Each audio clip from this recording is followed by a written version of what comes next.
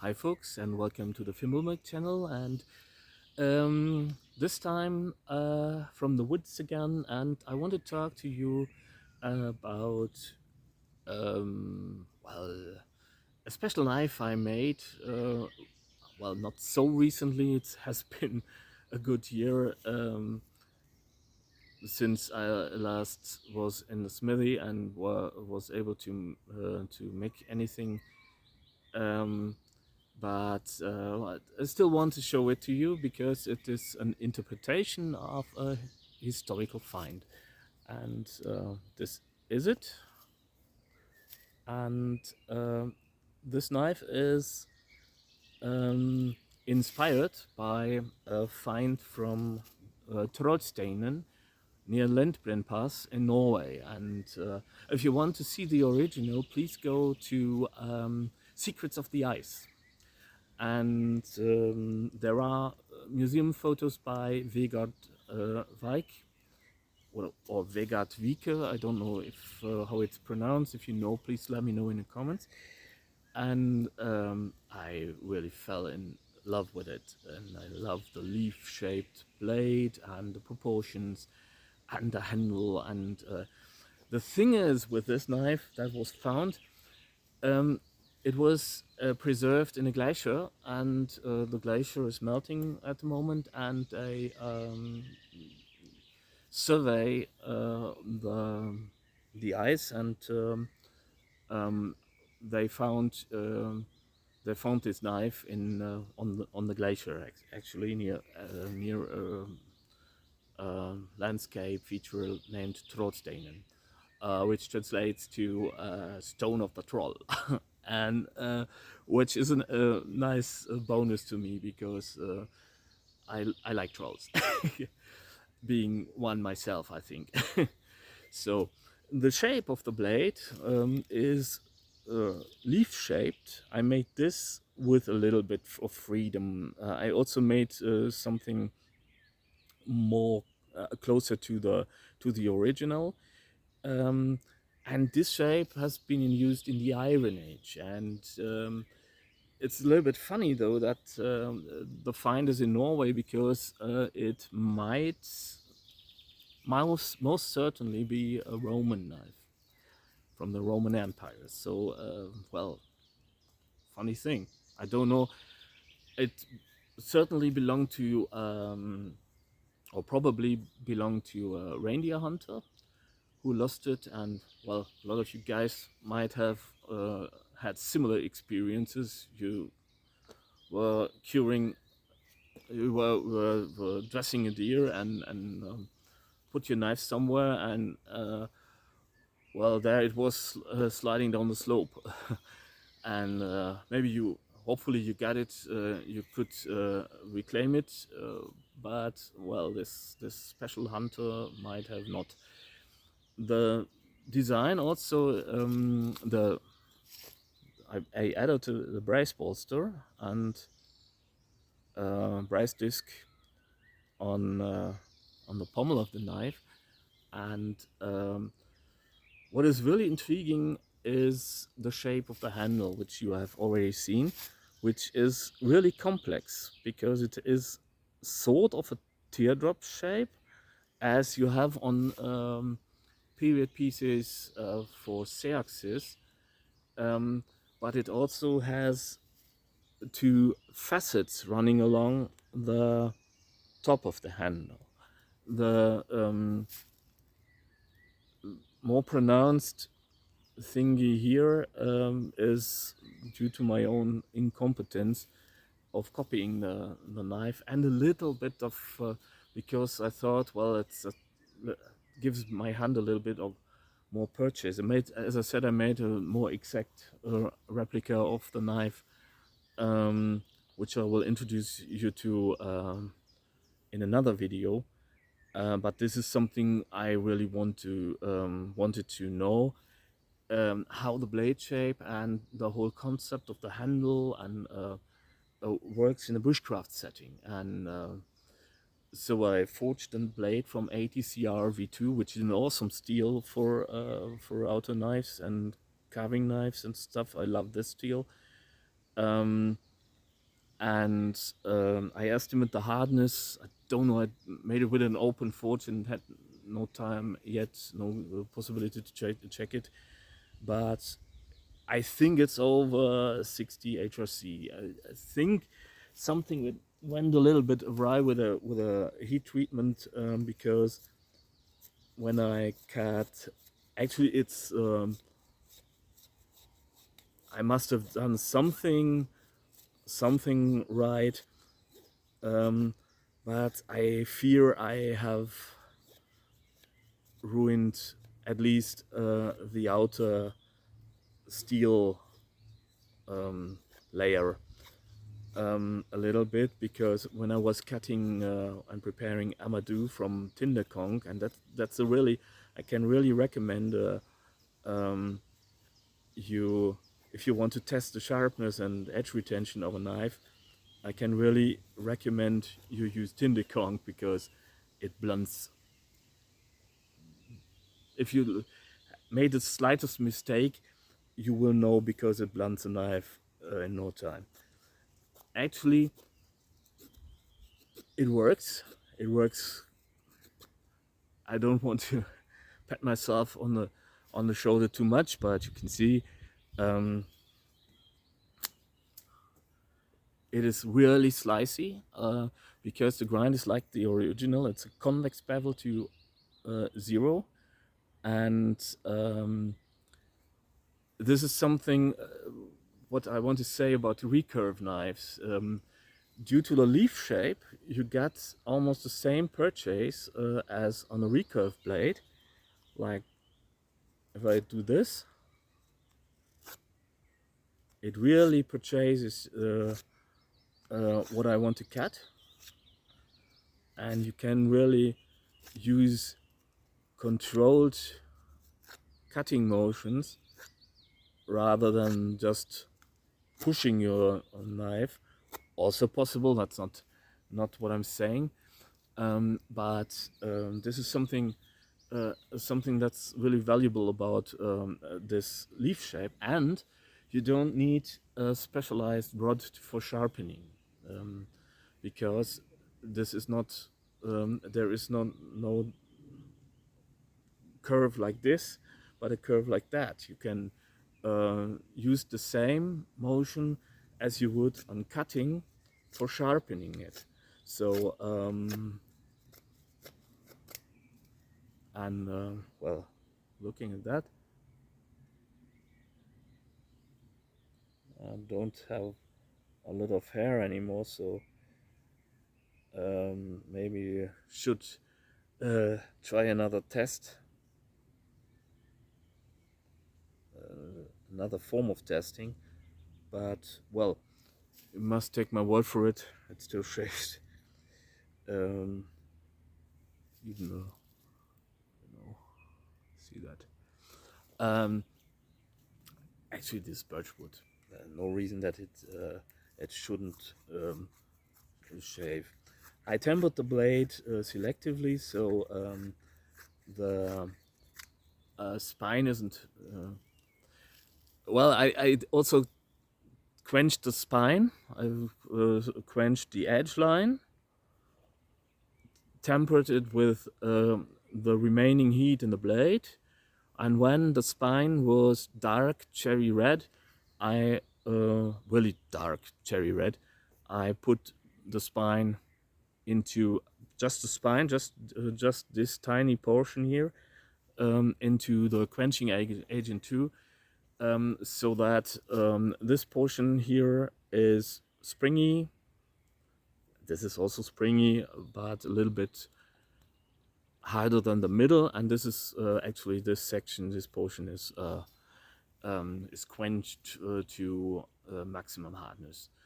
I then tempered it on a block of steel, and well, this is fun. And what's really great about this handle is that it's I was initially I was always fond of handles like this, like with pronounced finger grooves, and I make a video about that knife too.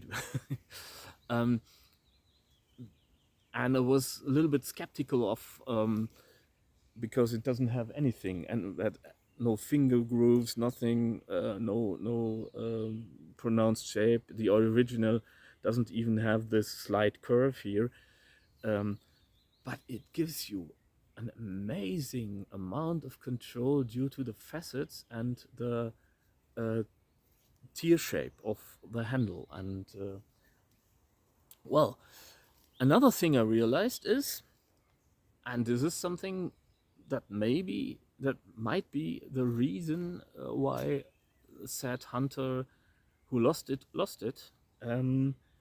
is that it is a real pain in the ass to make a fitting sheath for it. And I made this, and you see that the handle is tapering towards the blade. The blade is wider than the handle at the smallest part, and well, what keeps what the knife is kept in the sheath by some kind of retaining in this area here, but there's nothing to retain it. So I've thought about adding some brass to this section here in order to clamp it into the sheath. That might work, or make something like a cap for the sheath. But this is tricky. It's not something you can do easily, and this is something I didn't. All my fault, really. I don't know if that's the same for everyone, but it might be one reason why the hunter in these days maybe lost it, because in that region in near that landscape feature, I think you need to climb and you are moving, and maybe maybe given that they often wore their sheath on a sort of a leather thong, like a dangler or something, it might have catched to the tunic and just fell out. And when he was above the ice or something, he might have looked, but there it was, sliding down into a crevice, and maybe he had no time to fetch it, or maybe he didn't. He couldn't go there because it was too dangerous or something, and so the knife gets preserved, handle and all.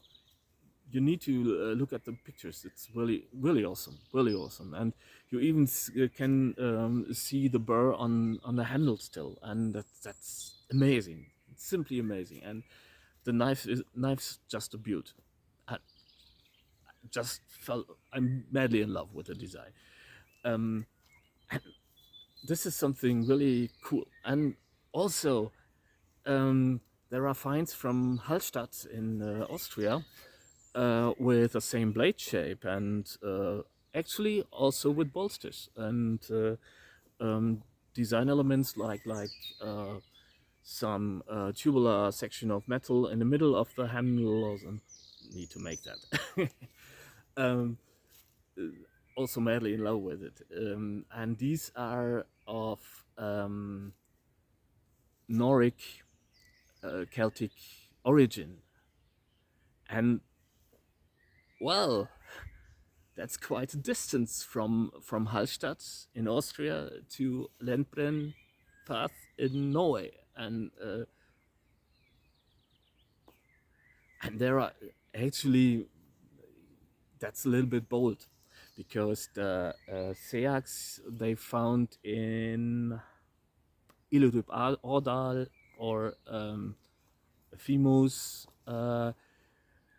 also Iron Age, have a similar shape. The knives from Illurup Ordal also have a shape like this, so this is maybe not necessarily Roman Gallic evidence or something. That's not what I'm saying, but what I want to say is that this is a really intriguing story, and I really would love to learn what happened. It drives me mad, and my mind keeps racing. What happened there? Why did he lose this knife? Was he skinning game? Was he? How did he live? What did he use? What did he wear? And they found a tunic there at Landbridden too, and woolen tunic, and trousers, and bags, and you really need to look into this because it's really interesting. Not only the knives, not only the metal artifacts and stuff. Even found a good boy there, and a dog preserved in the ice, or horses and pack frames and what have you. It's just like a window into the Iron Age and other time periods too, because up to modern days they find artifacts there. But if you look at the Iron Age artifacts, that's really fascinating, because you could, this knife, I would not have any difficulties adapting to its use in the woods. This is still practical, very, very practical today. It's nothing even more practical than a lot of modern designs, I think, or so I think. And this is a real eye-opener, and I can only recommend you, if you have the possibility, I can only recommend you try to recreate something from these times and use it. And that's just enlightening. It's just so cool to use it, and you can see that people in these days had really awesome skills and a really big expertise on how and what worked and what not, because contrary to us, our culture, they were really dependent on these tools, and often it was the only tool in the household, and they needed to use it for absolutely everything, from butchering livestock, from processing game, from preparing food, from preparing kindling for the fire, from repairing woodenware, from creating woodenware, from carving, whittling, what have you, replacing tool handles, collecting herbs, foraging, well, maybe even defense against animals. I don't think a knife like this was used much for self-defense, not because I would be biased, because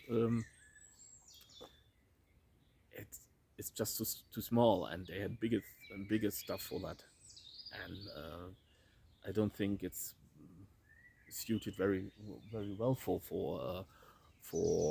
fighting with it, because the handle doesn't lend itself to stabbing motions a lot. You can do with this. You can also drill with the tip, by the way, and you get a really good purchase by the and if you look at the original, it caters for everything you can throw at it, and this is something that the tang is another topic, because the tang, and I forged it as close to the original as possible, is tapering. It's rather broad, where the front of the handle is. There is no original, as I said, there is no bolster, and it's rapidly tapering, but it's gradually tapering. It's not that it's like that it gets shallow immediately, but it is tapering like that. And this is something people don't keep in mind when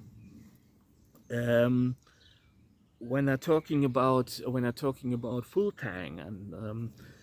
And when I show you this, this is a branch, obviously, and you see this section is broader than this section.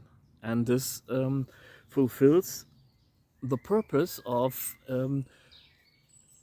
it flexing. Here is the point of the biggest stress, and if this can flex like that, it adds stability and durability.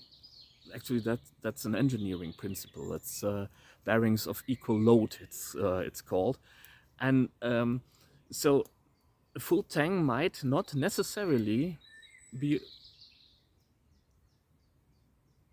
more durable in all circumstances. I'm want you to really and carefully think about what I said, because it's not that I'm saying a red tail tang is more durable than a full tang. That's not what I'm saying, but it is durable in a different way than a full tang can be, because it can be more flexible. And on the original, there were absolutely no tolerances to the handle, and I don't know how they did achieve this. The tang was not peened, but it was just bent over the end of the handle. It was just a technique you find on many Iron Age knives, but there are no tolerances between there's an X-ray of the handle, also available on Vegard Wieke, I think, Vegard Wijk, don't know, or Secrets of the Ice, some museum picture, and you can see there is no gap whatsoever between the tang and the handle. And my theory is that they took fresh greenwood and put it, burnt the tang through the handle and just let it dry around the handle. And I don't think they actually used glue or something. It's just the handle shrank to the tang or something, which is thing to rather interesting notion to have. And maybe they peened they bent the red hot tang over the wood on the other side, and it's still the thing is there was maybe a huge load on the knife due to the ice, the masses of ice, and the tang bent, but the wood bent with it. You see a curvature, which really hints of the theory being valid that I just said, that they put the fresh wood around the handle and trying to fit. So this knife has withstood a whole lot of force over centuries. It is most certainly deriving from the 6th century AD. Or what's it called? Dong, help! And this is another thing that's food for thought about this knife. And this is absolutely intriguing. This is what drives me and intrigues me, and it's really inspiring. And I need to make a sheath for that. And actually, I do love it, but I just haven't had the time and or energy to make a decent sheath for it. It's just this one is crap. Maybe it must be a little bit longer too, and add some brass or copper sheet metal to clamp it in or something. Don't know. Or make a cap for it. Don't know. And actually, it's a shame that we don't have a lot of Iron Age sheaths too. That's also a shame, I think. Maybe they find something at the site, so I will most certainly stay tuned to the the upcoming archaeological excavations. Actually, it's a sad thing that the glacier melts, but it's also awesome that we have a window into the past, and this is something that's really intriguing to me. And I certainly get a knife that does a lot of things really great, and that's not my merit, I claim, but that's entirely the thing with the design. And this is, to me, it's almost like the perfect bushcraft knife. And I made a lot, and I bought a lot, and so that's it. I hope I hope you liked the video, and the topic is as intriguing and inspiring to you as it is for me. And maybe I will try to find something like an address or something, as you know the problem with a link I still have, and but I try to find the address, and well, that's it. Until next time, take good care and stay curious. Bye.